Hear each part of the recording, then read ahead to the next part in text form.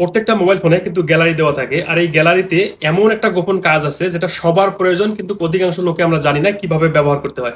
অসাধারণ একটা কাজ শিখতে পারবেন, স্ক্রিনটাকে ফলো করুন। তো এটা কিভাবে কাজ করবেন, স্ক্রিনটাকে ফলো করুন, শিখতে পারবেন। তো ফর এক্সাম্পল হিসেবে এখন আমি গ্যালারিটা ওপেন করব।